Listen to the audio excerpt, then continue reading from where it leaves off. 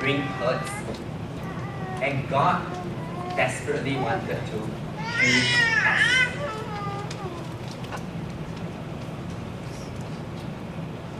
This week is a very, very stressful week for me and my wife. The reason is we decided to sow away our Sengkang flat and buy one in Bishan. So when you want to sell your house, before you want to buy a house, I told my wife, you need to sell the house. Because if not, we don't have the money to buy. So what happened is, I said, you put on first and see. If it's sold, then we consider we're going to buy.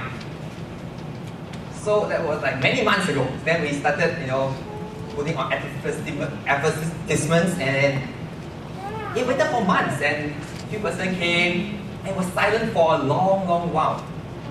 Suddenly a person came, look at the house, like it, next day, sign the options. After you sign the option, you need to wait for like 3 to 4 more weeks. Then after you waited for 3 to 4 more weeks, you prepare, you go to HDB, ready for first appointments. And you need to wait for months before you go to HDB for first appointment. And we all came and we have our first appointment done. Everything clear. So the next thing is we need to wait for completions. And Monday was the completions. We are quite happy because everything's done. And all the hustle, we pack our house, we move out, we clean up the house is ready to pass over. The appointment's at 3. We're there at 2:30. I said, let's be early, we just want to make sure everything is okay. We're there, 2:30, we waited until 2:50, the agent came. We waited until 6 o'clock. HDB closed, all the officers went home. The buyer did not turn up. Not contactable. It just lost. The person went lost. Agent was calling, agent was looking at me and said, we never seen this thing happen before in my whole entire career. We talked to the HDB person, he said, this is the first incident. Most people will back up during the first appointment. And this person, hardly people were done that during completions. I was like, at first I was trying to be calm. Then later when I see, the next thing is all the problems were like snowing balls, like coming bigger and bigger, where I'm going to find the money. 6 more weeks, I'm going to complete my another house, I'm going to get a new house without money to settle it. It was like, this guy break the trust. This guy went hiding. So we decided to be police. We went down all the way to his workplace trying to search this person. And he did not know that actually we found him. We actually stand outside the office and wait. Then I go in and say, ask his name, and he came out. And he met us. When he met us, he was in the lost. He was like, oh, you're here. We're trying to ask, what's going on? What happened? Why you go disappear? He said that within 1 week, he lost a lot of money. I don't know why. That he had not enough money to pay for the flat. So he ran away.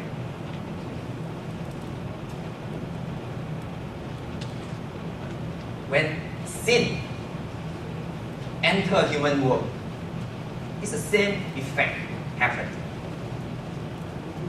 God told Adam and Eve, everything you can eat, you can take, you can enjoy, but just that one particular tree, don't touch. Adam and Eve break the trust.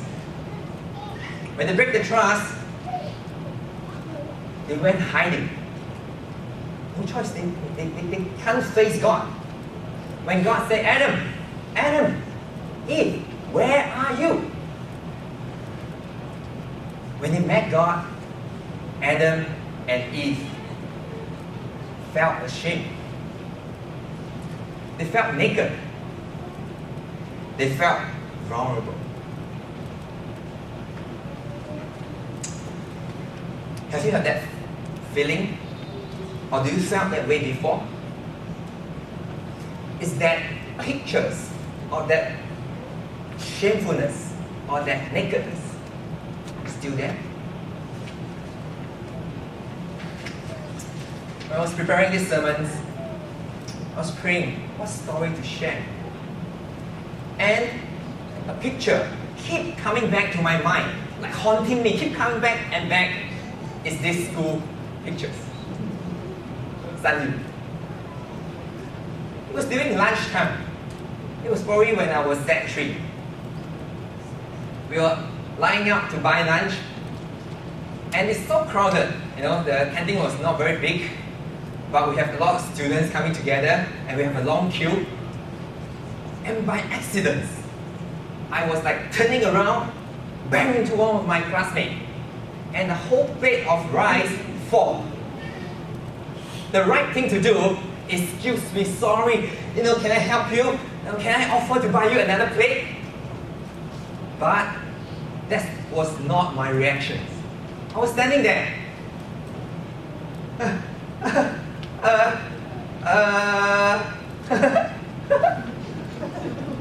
And she was so angry and just walked away. I was like, why are you so angry? Buy another plate lah. And I was just very ignorant that we're just following her. It's my classmate. And just got so angry and angry. I was just laughing and laughing and laughing. And last time when I told Estelle, my wife, this story, he said, yeah, you are a bully. You bully your classmate. I said, are you sure that's bully? I thought that's accidents. I just knocked. He said, no, that's bully. You're just laughing at her. I said, no, it's not what I feel, but actually I should go and apologize to her. Unknowingly, I hurt her. And this incident actually came back to me. I don't know why. It just haunted me. I feel so ashamed every time I think of the incidents. It's that one day if I met her, I should go up and say sorry. But that feeling just kept coming back. Instead of being kind, I was rude. Sometimes we might cause hurt to others without knowing it. Sometimes we purposefully doing things that cause hurt.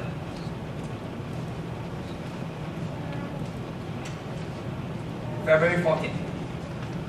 What's that? Valentine. It was the first Valentine. Estelle was working behind here, Mount Alvernia Hospital. To go to my house, she need to take a bus from here all the way to Novena and change to an MRT all the way to Bedok. And from Bedok, he needed to change a bus to come to Bedok, where my place is, to see me. She came all the way. And after we met for our first Valentine, and I'm about to send her, we went to call a cab, it's quite late, she's going home. At that moment, I say something. But I want to clarify something I still feel that this is her version. Okay? Because I can't remember that I have said that, but she said, it's so clear, she understands, and that's what, okay, I said, I'm writing down here her version, okay? I don't think it's my version, but it's her version. He said that something like that, but it's quite similar, but it's on a different timing. When I sent her to the area that we took a cab, I told her, I know what you want, but I do not want to do it. Everyone else celebrates Valentine's Day. I want to be special. I want to be different. So you can remember it. Let's not do anything. I just want to be fun, let's not do anything so every year you remember that the first Valentine that we do nothing. She went up the cab. Tears just fall from her face. When I saw her leaving, it was hurting words for her. She did something so nice to me. But instead of appreciating her, I hurt her with my words. Have you felt hurt before? When do you feel hurt? In all this experience, someone was hurt. There was pain. there was a relationship that was broken. Let's go back to the story in Genesis chapter 3.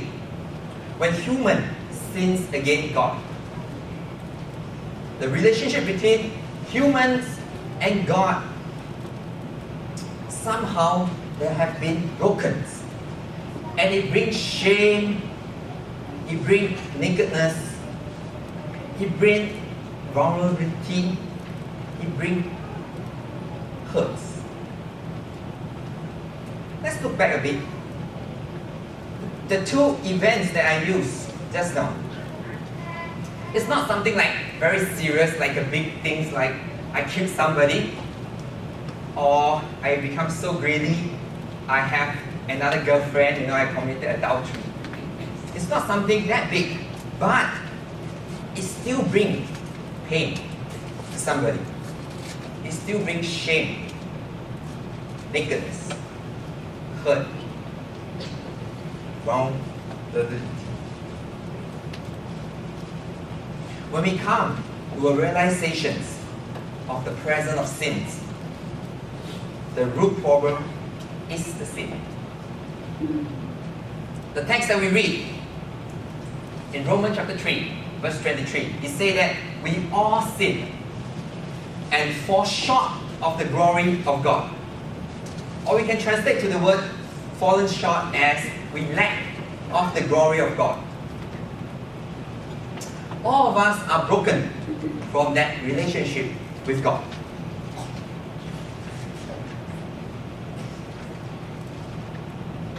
So when we fall short of the glory of God, or we lack of the glory of God, so what does the word glory means here? I need some help from the congregations. Can help me to read a few texts together, shall we? In Exodus chapter 33, verse 18 and 19, shall we read together? 1, 2, 3. And Moses said, "Thou show me your glory." And the Lord said, "I will cause all my goodness to pass in front of you, and I will proclaim my name, the Lord of the universe. I will have mercy on whom I will have mercy, and I will have compassion on whom I will have compassion." So Moses asking God to show him God's glory. And what did God do? He said, "I will cause my goodness to pass in front of you." And he said that I will proclaim my name, the Lord, in your presence. I will have mercy on whom I will have mercy, and I will have compassion on whom I will have compassion. So God showed His glory by His goodness, His mercy, His compassion. These are the characteristic attributes of God. So the glory of God is the character of God. So when we say that we are fallen short, or we are lack of the glory, it's telling here that we've fallen short of the character of God, and we are lacking the character of God. Why do I say hurting words? Why do I not being kind?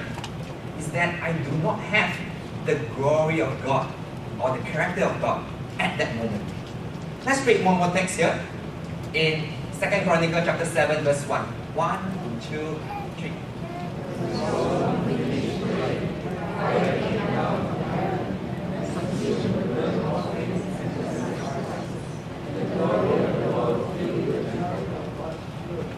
So this is the time when Solomon and the congregation come together and worship, and they are doing prayer, and fire came down from heaven and consumed the burnt offering and the sacrifice, and the glory of God filled. It's telling us that the glory of God was at the presence. So when we lack the glory of God, it's that we are lacking the character of God, and at the moment we lack the presence of God at the moment. So the greater character attributes of God is in 1 John 4, 7 and 8. And he said here, "Dear friends, let us love one another, for love came from God. Everyone who loves has been born of God and know God. Whoever does not love does not know God, because God is love." anyone who does not love does not know God. All the experience pointed out that love was absent. He pointed out also that God was absent. The glory of God was absent. I have fallen short of the glory of God. There was a lack of love, and sin is present. Just like this tree. As we look at the tree, there was the outward manifestations of the sins, the actions, the behavior that we can see outwardly. I will see outwardly a human when we show wickedness, greedy, jealous, murder, no matter what kind of sins. It's just the outward. Some of it is so obvious that we can see. Some of them was not so obvious. But the root problem is the same. When there is a lack of relationship with God, there is a lack of presence of God. There's the lack of character of God. There's the lack of love of God, which is not being seen. When we want to solve the sin problem, when we want to solve the root problem. In Colossians chapter 1 verse 27, it says here, to them God hath chosen to make known among the Gentiles, among us, the glorious riches of this mystery, which is Christ in you, the hope of glory. God wanted to heal us from our hurts, from our shame, from our nakedness, from our pain, from our vulnerability. At times, we fight. When I said we fight means me and Estelle fight. Especially in our courtship, in our early days, we fight a lot. And my teacher is here. He's my counselor also. Sometimes we need to go back to him again because Pastor John Tan, he need to counsel us over and over again. We are the type that when we fight, we want to, really solve the issue. We fight it out with words. Sometimes we use too harsh the words. And sometimes when we use too harsh, tears fall. And sometimes we just don't know what to do. Sometimes we need to, give me some time. I need to have a break. I need to walk away, something like that. But every time, when we come back again and again for reconciliations, happen only when we come humbling ourselves together, praying together, asking God to heal us. When we pray, God's presence was there. When we pray, God's character was there. When we pray, God's love was present. And that's what it means, Christ in us. When we pray, our hurt was healed. When we pray, our shame was covered. When we pray together, our nakedness was clothed. When we pray, our vulnerability was assured. When we pray, our pain was removed bit by bit. In the presence of God, we experience humility. In the presence of God, we experience forgiveness. And moment by moment, we experience His love. May God bless.